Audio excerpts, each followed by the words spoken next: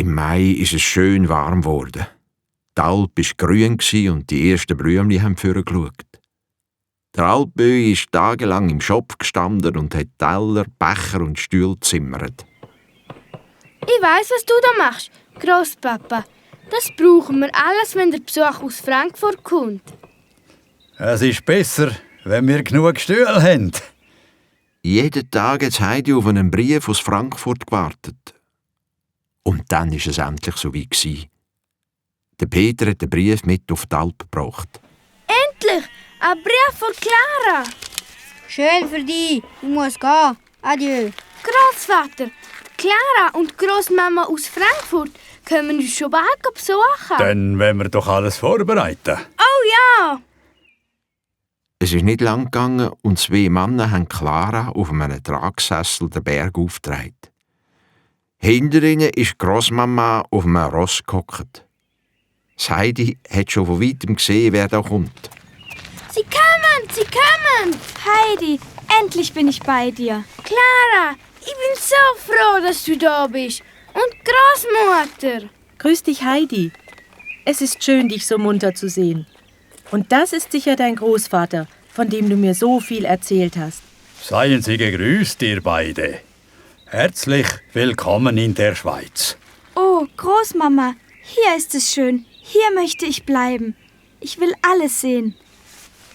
Warte, ich helfe dir in den Rollstuhl. Gerne. So, das hätten wir. Dankeschön.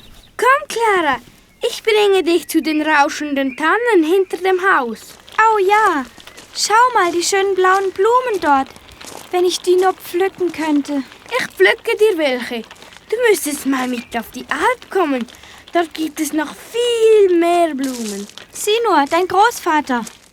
Heidi, Clara, kommt essen. Clara hat wirklich grossen Hunger gehabt. Und Großmama hat freudig zugeschaut, wo sie so viel Käse und Brot gegessen hat. Das schmeckt aber gut.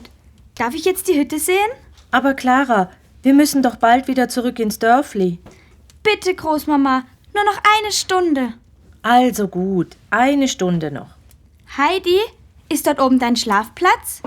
So ist es. Warte, ich trage dich hinauf. Wie herrlich das duftet. Und erst dieser Ausblick. Was für ein himmlischer Schlafplatz.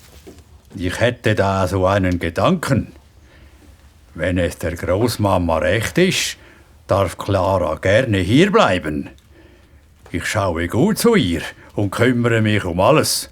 Mein lieber Öhi, Sie sind ein guter Mann. Eben hatte ich denselben Gedanken. Wenn Sie die Mühen nicht scheuen, so bin ich Ihnen zu großem Dank verpflichtet. Die Großmama und der Alpböi haben zusammen ein Heubett für Clara Zweig gemacht. Nachher hat sich Großmutter verabschiedet. Clara, da du auf der Alp bleibst, werde ich zurück nach Ragaz zur Kur fahren.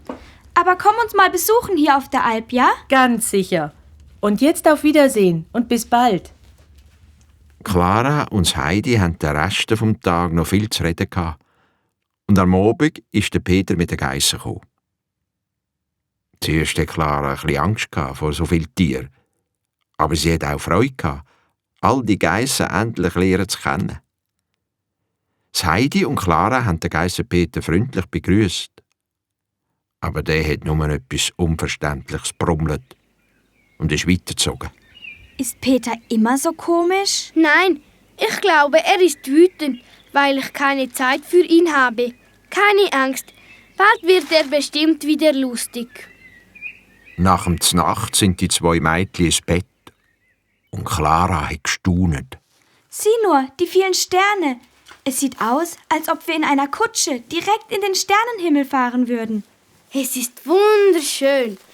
Verstehst du jetzt, was ich in Frankfurt alles vermisst habe? Oh ja, ich verstehe dich. Ich habe in Frankfurt noch nie einen so schönen Sternenhimmel gesehen. Es ist wunderschön hier auf der Alp. Gute Nacht, Clara. Gute Nacht, Heidi.